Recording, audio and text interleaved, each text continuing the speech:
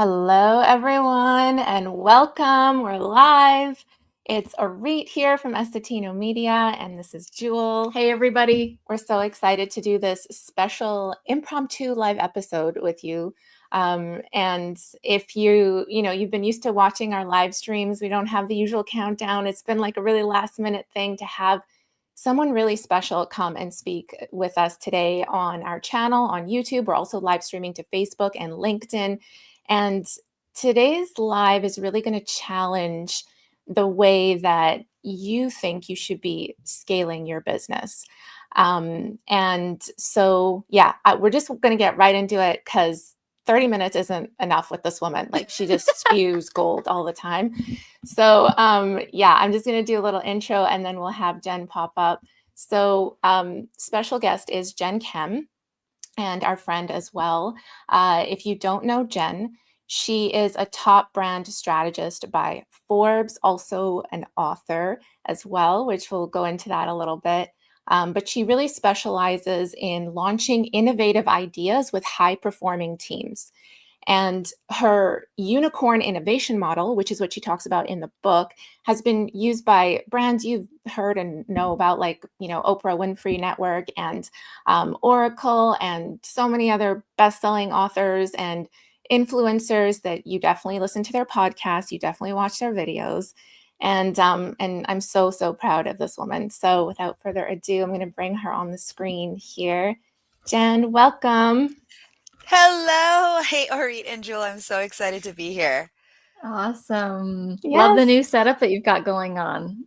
I mean, I learn from the best. I have like a YouTube team that I work with that makes sure that I'm always on point. So Absolutely. Absolutely. Well, Jen, thank you for being here. A lot of the people that typically watch our lives and our content, they are coaches, they are consultants, they are expert-based business owners. And we're all doing so much in that role, like we're stretched thin. But of course, we want to grow, we want to scale. And I know you don't like that word, and you can explain why you don't like that word, but ourselves included and our audience thinks, like, we all think we need to add more, do the scaling with the courses and the funnels and all this kind of stuff. I need another funnel. Yeah, that's always what people say. And so what would be your take on that? Yeah, let's get right into it. What is the real secret from your point of view to scaling? yeah, I mean, I am one thing, get ready, folks, because I'm a straight shooter. So just, it's going to get straight shot, no chaser. But I like the word scale. I don't like the way scale is defined in these online social streets. I feel like it's a dangerous word that makes people feel like, okay, I need the one more thing. I need to like do more. I need to push traffic. I need to have a YouTube channel. I need to be on Instagram. I need to be on LinkedIn. I need to be everywhere. I need to be omnipresent, and I need to be making sales every day. Yeah. Passively and on repeat and recurring. Okay, all of these ideas, they're all good ideas by themselves.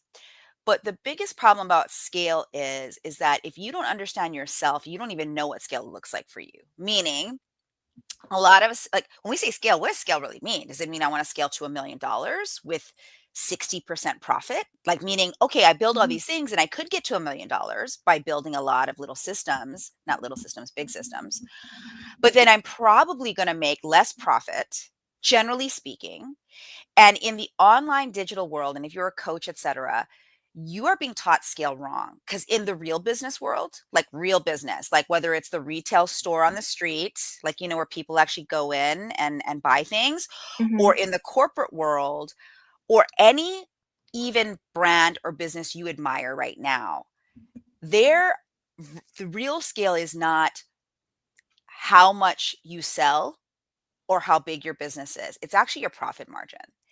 And so that's really important to understand. Like, I would rather make $500,000 and keep most of it, right, than make $1 million and keep 5% of it. What would you prefer? Would you prefer to say, okay, I made $1 million, but we spent 950,000 to make $1 million. Do you know how much? It's Yeah. not just the money, it's the Yeah. time, it's the energy. And then you look back and go, God, I worked that hard for what? Like, I didn't get much back. And so that's my problem with scale. And you have to think of it differently in order for you to actually achieve scale. Yeah, because there's so many vehicles that are just sold as being like, this is the way to scale. But what you're saying is you really need to ask yourself in what ways do you want to scale, or what do you want your life to look like? What's that process? Yeah. Well, first of all, you need to understand your business model, right? So, Mhm.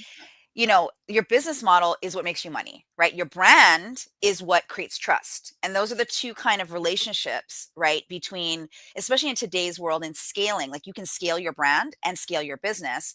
The best way to do it is to kind of like intersect the two. But the Mhm. key question is, what is your business model?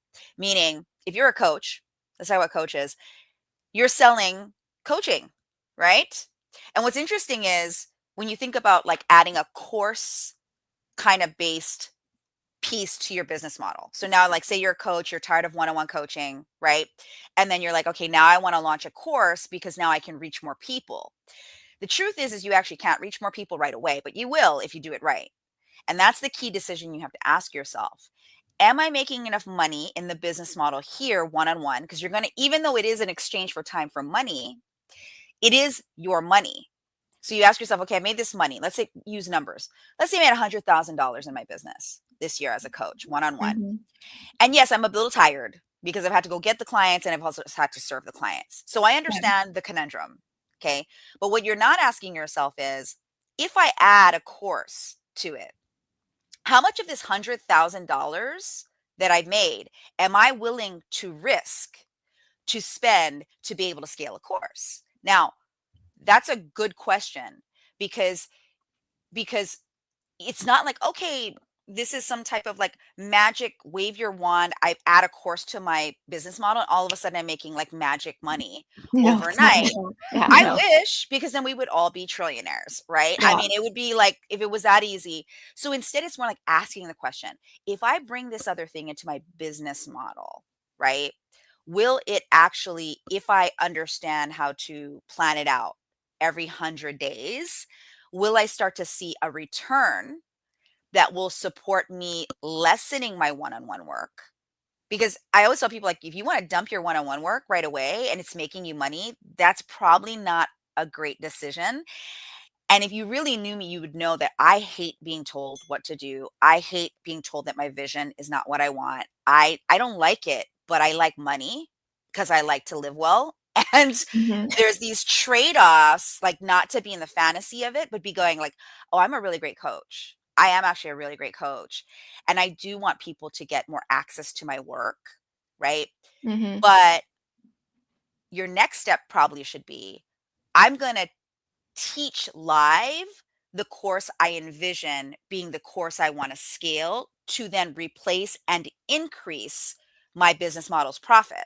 So what I mean is like a lot of people like, I'm just going to do a course. I'm going to put it in like Thinkific, I'm going to like tell people about it.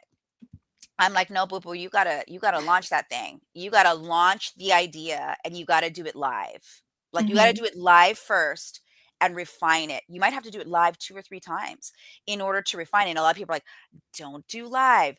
Don't do like, just do paid traffic, just create your course. And for some reason, people will come and buy it because you're like better than the billion other people who are doing courses. Like, again, let's like just be honest here. Even if you're awesome, and you are, that doesn't mean that your course is going to work because you're not doing it in the right strategic order. It's about order. It's not about that it's a bad idea. It's about what is the timing of the idea and how do you lay it Yes. out, you know? Yes. Yeah. Speaking of That ideas, let's lean into the I Unicorn was Team just book. gonna talk about this because, like, yeah, like, so this is the biggest thing that I got from this book was that it's a decision. It's so many things. Like this playbook could be like so many things to so many different people, but for me, it was really a decision playbook. Mm. Being able to see all of these ideas on the table, like, should I launch a course? Should I do a live event? Should I do this? Right? And then being able to evaluate them. And like you said, just because you're not doing it right now doesn't mean you're not doing it ever. It's just, what is right for right now. Can you talk a little bit more about that decision-making process? Because I think that's where everything starts, right? We're talking about scaling and Yes. everything with a team or whatever have you, but it all starts with an idea. And how do you evaluate the ideas? Because otherwise you're going to be jumping in, spending all of this time, energy, money on an idea that isn't, it's there's going to be a lot of friction, as you say, right? And so, yeah, can you talk a little bit more about that? Yeah, because just because your idea may not be right to do today, it could be 100 days from now if you do Hmm. the process in the book. Isn't that exciting? Like, oh, wait, it could be only 3.5 months away? Absolutely, if you use the process in the book. But we get so caught up in what the social media Joneses are doing, we're not paying attention to our own house, our own business. And so when we talk about decisions are everything, literally everything. If you even want to scale, it's a decision, right? And it's a decision to ask yourself, like, what's it going to take to scale? And so when people ask me, um, when you talk about team, Jen, like, oh my gosh, I'm a small business, I'm a solopreneur, I can't afford a big team. Yeah. That's exactly right. Because guess what, friend? You're the first person on the team. That's another BS thing that we hear online about, like, just delegate the things that you're bad at, right? Hmm. And I want you to make a different decision right now as we're talking, that you realize that you're numero uno team member, number one. And you have to make decisions on the ideas that you're going to pursue so that you can go and find the right people, even if it's, and most likely it'll be a contractor, seasonal help, you know, project based help, that you will take to bring, let's say, your course to the world. If we're going to use like the example of I want to launch a course, right? You don't need people to help you launch the course forever, potentially, right? You don't need the same team for that you may need after in fulfilling the Hmm. course, right? And so what the book helps you do is make the decisions of, number one, what is the right idea to pursue right now? And knowing, being very thoughtful. And yes, I did say think. I know it's hard. I know people like don't want us to think anymore, but be thoughtful about, what do I have to trade off to make this idea come true? What do I have to trade off to make this goal of more space and capacity using, let's say, a course as an addition to my business model? In order to do that, you need to ask the right questions to make those decisions. And in the first part of the book, that's like we tackle it right away. I mean, one of the Hmm. things I hear from people is like they get ROI immediately. I mean, the book costs what, $21 right now? It's Yeah. like, you know, you get immediate ROI in the first chapter because I go right in it. I'm like, here are the three things you need to think about. It's called idea storming, which is like, what are all the ideas you have? And then do these two analyses called the do it and the be it analysis. And these, don't get scared about analysis. It's not math. I don't really like math. I like money, and money is a form of math. So I guess I will say I like math now. But the questions that I ask in those analyses, you just literally use the book and be like, okay, here's my idea. Let me ask these questions. Should I Yeah. do it? And then should I be it? Right? Yeah. Once you get through that first couple chapters, now you at least can look with some thoughtfulness, and actually I hope get excited about, oh, I do see the opportunity here. I actually see it and I feel confident, or at least have mustered a little bit of confidence, because anything new is scary. Like, whoever tells you that anything new is scary is lying, or they're a sociopathic narcissist. Okay, like everything is like scary when you're doing something new, right? So we want you to like use the book to make those decisions, or read, because Yeah. I felt like there wasn't a good decision making matrix or thought process out there. And then you can go and choose the right people to work with Yeah. I think after that. it's the combination of having that decision-making process, and that's like the foundation that you're building your confidence on, like, right? That's the foundation. Then you're building everything else on top of it. Like, okay, who do I need to go to next? Like, who do I need on my tiny team, right? It could just be one other person, um, Totally. to go and pursue this idea. So I know you talk a lot about unicorn energy, and of course, the book's called Unicorn Team. Can you explain what that is, unicorn energy, and why that matters. Well, let's define unicorn, because it's so funny. I mean, even because I'm like I'm a woman, you know, I tell people like not a spring chicken, I'm a seasoned chicken. You know, I've been doing this work exclusively. Like I'm not really good at anything else. Okay, I'm really good at smelling the money and making a brand win, right? That's who I am. And I've done that since I was 22, many eons ago. And one of the things that I realized coming into entrepreneurship, because I was in corporate before I came and became an entrepreneur in 2006. So between 1996 and 2006, I was in the corporate world. And then I know for some of you, you're like, I was born in 1998. I get it. It's okay. Okay. That's why I was just trying to explain to you the wisdom that I have in my body and what I'm seeing now, even with AI automation and the algorithms, that like we're asking ourselves, where do we belong in it? Right. And the cool thing is like, it doesn't matter about technology. Technology is a tool, which is great. And we should use those tools. But if we don't know who we are, right, and what self motivates us to push through hard things, because doing new things requires effort. And I know, again, that's not sexy or cute nowadays either, right? It's like, oh, well, you're telling me I got to work. I'm like, Bobo, yes, you still got to put some effort in. But you don't have to work. The problem with energy is that most of you listening are working on the wrong things. That's why that decision piece matters so much. Yeah. Because you're taking all these inputs from the millions of marketing messages that are infiltrating our heart, mind, and gut every single day. It's like we need, like, you know, they need to, here's an idea. We need like a purifier for like all the, like, oh, that'd be so helpful. Yeah. Just ooh, purify these marketing messages. right? Like, what kind of shield could we put on? Yeah, like, yeah, like yeah. so that I could then, okay, so that's an idea. That's Yeah, going to be my there you idea go. storm. But you know, instead of like a new app, how do we get a purification app? Like I turn it on and Yeah. it light beams like, I don't want to listen to that message. I don't want to listen to that message. I only want to listen to that, you know, I don't know. But when we talk about unicorn energy, this is so important, because the word unicorn, which is pretty funny, because some people were like, oh, why unicorn? Is it because it's magical? I'm like, do you know that when like a product is brought to market and it's new, it's called a unicorn if it hits $1 billion valuation? I learned that from you. I didn't know that. I didn't know that. You didn't? I mean, this is what venture capital is all about. This is why people are in the race to create the next Chat GPT or app, because Chat GPT was a unicorn for the venture capital world. I mean, Sam Altman, who is the founder and CEO of, you know, OpenAI, his whole thing was, I want to become a unicorn. Okay, so that's number one. Number two, unicorns in the corporate world are called the rarest of talent. They are seen as like the leaders inside of a company. And so I'm now saying, in the entrepreneurial world, you need to be a unicorn.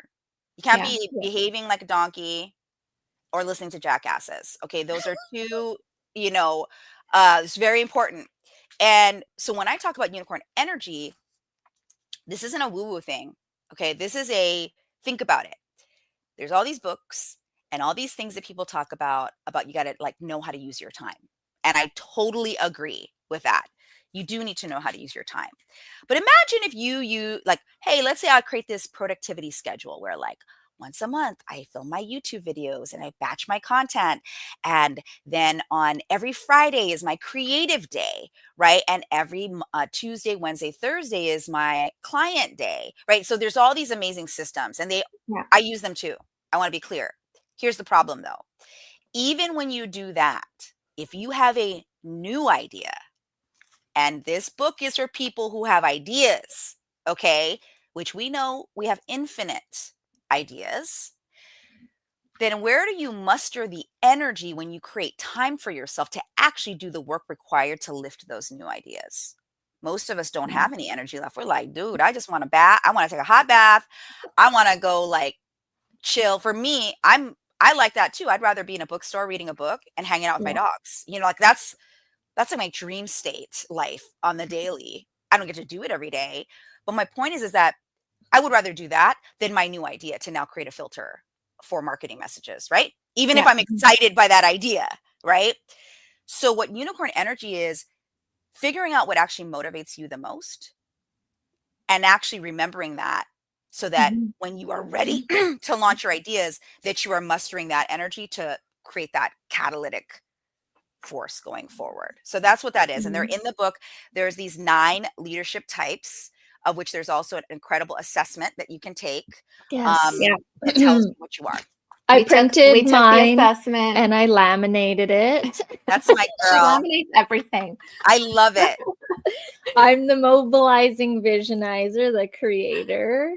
And like we're getting our team to take it as well. Yeah. And I have to say that you have redefined the word unicorn for me, because I remember Yeah. you used to say it in the beginning when I first met you, and you're like, And it didn't be really the resonate. unicorn, be a unicorn. I'm like, what? Be the, the cartoon magical creature, pink, that kind of thing. That was what I thought unicorn was. My Little That's, Pony. yeah, like that kind of stuff. But you have completely redefined and changed it. I'm using the unicorn emoji all the time. I'm telling our team, we need to be the unicorn. You need to be a unicorn. You are the unicorn.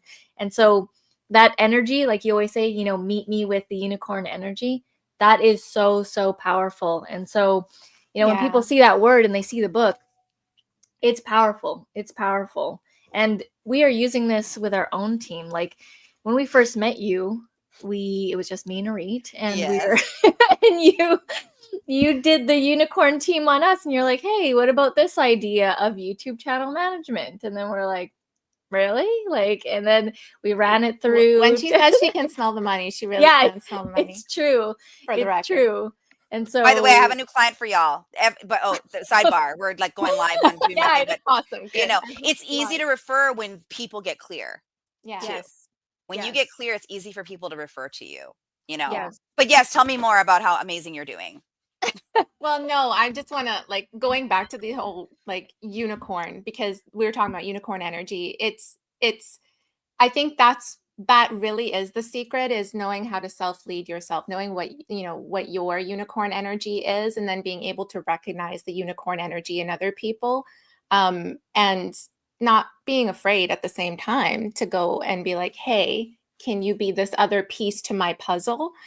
Because we are often so in our own silos, and just like this, I know for myself, it's like, oh, I can do everything, so I'm gonna do everything. For me, there's like, I don't have I have the same amount of time as everyone else, but I just always happen to fill up all of this time with just doing. But that might not necessarily be the right, type of energy that you thrive in, or whoever's watching. And so I love that you have broken down those different leadership types in the book. And knowing what you are and what your strengths are, I mean, I've told this to you before. I didn't understand what mobilize and visionize and strategize was, but now I'm like, we're using that language with our team. They've now just started to take it, and we almost knew what they were before they took it. We're like, oh, we Isn't that think that cool? you're, Yeah. yes, and it was just Yeah. like, it's super eye-opening, and I think it's going to even make us even stronger as a team now that Well, think about it. If you're speaking to their energy, it actually, like, they fall more in love with the work they're doing with you, which is so weird, but it's true. And what Auret just said, I want to kind of just talk about that. Like when she's in her zone, that zone that, like, just like anything you're really good at, time collapses around Yeah. you, Yes. right? Yeah. And this is a good thing. This is the other, there's so many contrarian ideas in here that I want you to understand, because they're actually the way to make you successful. Because it's easier to listicle everyone and be like, here are the 5 ways you can be successful, instead of actually using a strategic playbook to actually do it. Because nobody wants to give this to you, because they want you to spend, millions of dollars to get access to it. And I'm just like, I was tired of explaining it. That's why I wrote this book. And this, what Auret said, is like, so that's her gift zone. And what society will say right now is like, oh, you shouldn't do that. I would argue, actually, Auret, you should be doing that if you are actually you're energetically excited about it. Allow that to happen. What you have to notice is, what are the things that I'm still trying to figure out on my own that I really am not excited about, but I'm just pushing through. That's the piece that you go, there's another unicorn for this piece of it. It's not me. And when we can do and make those decisions faster, better, with more confidence, then we can get our ideas to the world faster. Like, we Yeah. need the course that you say you want to bring to the world. We need your coaching. Yeah. That we need better coaches. We don't need better coaches who are marketing experts. We need like coaches who actually help people do and succeed and feel confident in things. So I really do believe, like, and I'm hoping that this book will change the way that you think about everything, so that now you do question more. And questioning is great. Curiosity is Yeah. great. These are the tenets of creativity and innovation. Don't be scared of the word innovation. Humans Yeah. I are find, innately innovative. yeah, I was just gonna say, like, when you use the word innovation, it doesn't just mean like, well, I want to invent the next app or whatever. It's innovation is an idea, like I want to launch a course, or I want to write a book, or I want to like spend more time with my dog or in the bookstore, right? Like that's an Totally. I idea. want to pick my husband. I mean, you name it. There's like all of that. Like, hey, I have a new idea for my life. This book really solves a lot of your problems. Okay. Hmm. Maybe the idea that you want to re-innovate or reimagine is you. Like, you want people to see you Yeah. differently. You Mhm. want people to respect you. You want people to understand you. Well, first put you through the book. Like, I'm the Yeah. idea that I was waiting for.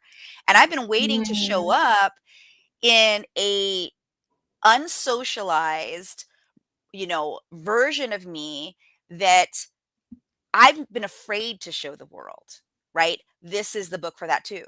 And that's why, of course, it was like, then why did you name it Unicorn Team? And I'm like, because I'm not afraid to make you think different.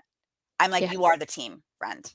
You're the oh, team I love that. first. Yeah. And then the others will come. The others will come. Yeah. I'm So just like, good. I know we're doing an interview, but I'm like, at the same time, I'm like, this is awesome. Like, this is the unicorn energy that everybody needs. Like, from when we first met you to where we are now, implementing the unicorn team strategy and everything like that, running our ideas through. I'm going to pull up the chart here. It's so different. It's revolutionized us, our business, the way we run things, who I am. It's not just another business book, guys. Yeah. You need to get your hands on this. It's really going to make you think differently about how you run your, not just your business, but your life, honestly. There's, a whole decision making framework in there, really understanding what motivates you and what motivates your other team members. So we have a few minutes here left in the stream. So Jen, is there anything final that you want to say? I just want to encourage everyone to get the book, but anything last words type of thing for Well, this I for now. just want to say, when I met you two, it was just not even 2 years ago, I think. And, you know, I feel so proud to know and see how you've adjusted in the right ways. Like, when you hire somebody or you work with somebody, and I like to think of like, I'm a unicorn in your life as a mentor and an advisor and now a friend, but also you are unicorns in my life. And I actually dared you to be a unicorn with me. I was like, Yeah. I think your business model needs this. And here's why, because I need it. And when you do it, let's see what happens. Let's try it on. Remember? And this book also, Yeah. this book doesn't keep you in a box. This book lets you experiment with confidence. Like, oh my gosh, yeah, let's try that on for 3 months. Let's see how it goes. And it just makes me so happy to see how you two have also, back to the original question, have scaled your business Yeah.